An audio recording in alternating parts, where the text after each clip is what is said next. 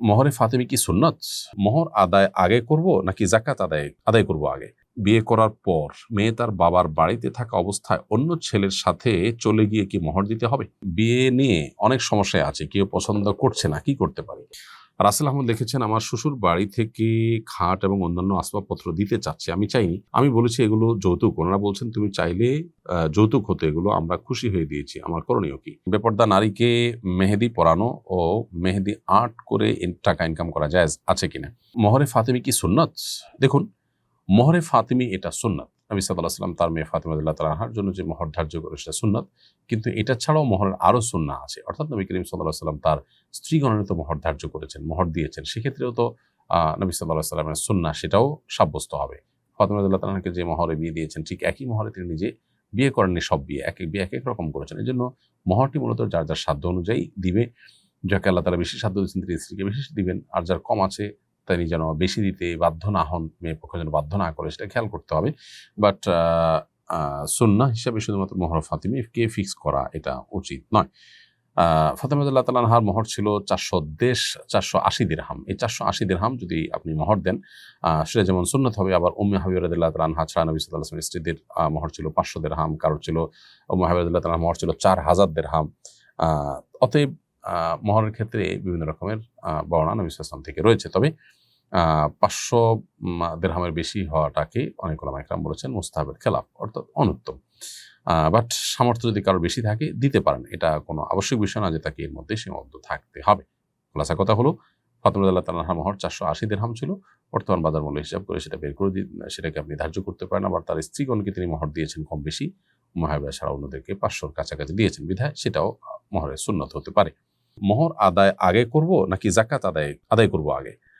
সন্দেহাতীতভাবে যাকাত আগে আদায় করবেন, কারণ যাকাত ইসলামের রোকন এবং সবচেয়ে গুরুত্বপূর্ণ ফরজ, এবং যাকাত এটি বছর শেষে আপনাকে দিতে হবে। আর স্ত্রীর সম্মতি নিয়ে মোহর তো একটু পরে আদায় করার স্কোপ আছে বিধায় আপনি সেটা করবেন, কিন্তু উভয়টা আপনাকে আদায় করতে হবে এবং উভয়টা আপনার জন্য আদায় করাটা অপরিহার্য। বিয়ে করার পর মেয়ে তার বাবার বাড়িতে থাকা অবস্থায় অন্য ছেলের সাথে চলে গিয়ে কি মোহর দিতে হবে? বিয়ে করার পর মেয়ে তার বাবার বাড়িতে যদি থাকে এবং থেকে সে যদি অন্যত্র অন্য ছেলের সাথে চলে যায় আগের স্বামীর সাথে তালাক নেওয়া ছাড়া, তাহলে সে গুনাহে লিপ্ত সন্দেহাতীতভাবে। কিন্তু এটার কারণে ওই মেয়ের মোহর পাওয়ার অনুপযুক্ত বিবেচিত হবে না। বিয়ে হয়েছে, সংসার করেছেন, একসাথে থেকেছেন, তাহলে তারপরে আপনার উপরে মোহর দেওয়াটা আবশ্যক হয়ে যায় আপনার স্ত্রীর। এরপর তিনি কোনো অন্যায় করলে তিনি আল্লাহর কাছে দায়ী থাকবেন, কিন্তু ওই জন্য আপনি মোহর থেকে তাকে বঞ্চিত করতে পারেন না। তবে হ্যাঁ, যদি স্ত্রীর সম্মতিতে আপনি তালাক দেন, স্ত্রীর সম্মতি নয়, স্ত্রীর ডিমান্ডের প্রেক্ষিতে, যেটাকে খোলা তালাক বলা হয়, তাহলে সেক্ষেত্রে যে টাকা মোহর হিসাবে আপনি দিয়েছেন সেটাকে আপনি তার কাছ থেকে ফেরত নিতে পারেন, সেই রাইট আপনার রয়েছে। বিয়ে নিয়ে অনেক সমস্যায় আছে, কেউ পছন্দ করছে না, কি করতে পারে? আল্লাহর ফয়সালা হওয়া পর্যন্ত অপেক্ষা করতে হবে, সবর করতে হবে, বেসবর হলে চলবে না। আল্লাহর অনেক প্রিয় বান্দা বান্দিগণ আছেন যাদের জীবনে বিয়ে হয়নি, তারা আল্লাহর প্রিয় বান্দা হয়ে দুনিয়া থেকে চলে গেছেন। ইমানদারের সবচেয়ে বড় টেনশনের বিষয় তারা আল্লাহ তার উপর সন্তুষ্ট কিনা সেটি, তার আখিরাত তিনি কামাই করে যেতে পারছেন কিনা সেটি। এছাড়া বিয়ে না হওয়ার কারণে অতিরিক্ত দুশ্চিন্তা করা, এটা সন্দেহাতীতভাবে একজন মুসলমানের সাথে যায় না। তিনি সবর করবেন।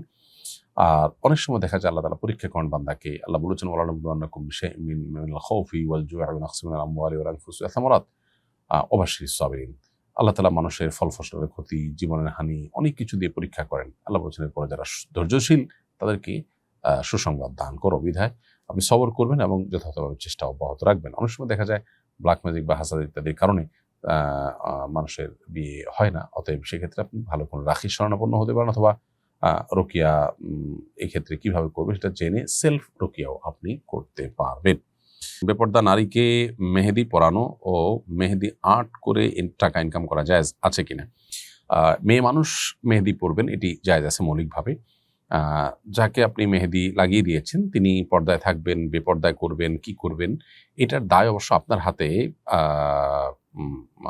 আপনার উপরে বর্তাবে না।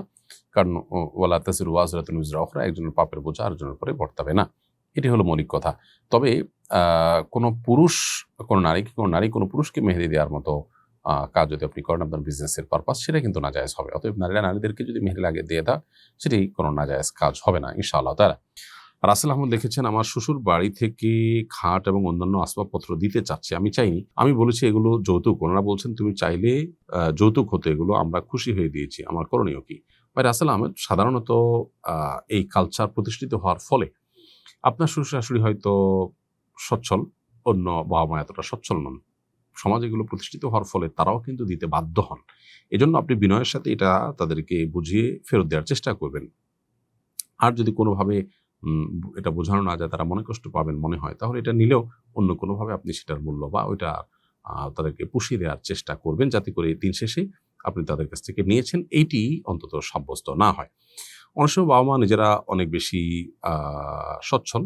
তো সেই সূত্রে তারা যদি সচ্ছল হয়ে থাকেন, তাহলে সেক্ষেত্রে তারা খুশি হয়ে দিলে এটা নাজায়েজ কিংবা সরাসরি হারাম হবে না। কিন্তু এই কালচার আমাদের সমাজ থেকে বিতাড়িত করা দরকার। না হলে অন্যরা সাফারার হবে, গরিব মানুষরা।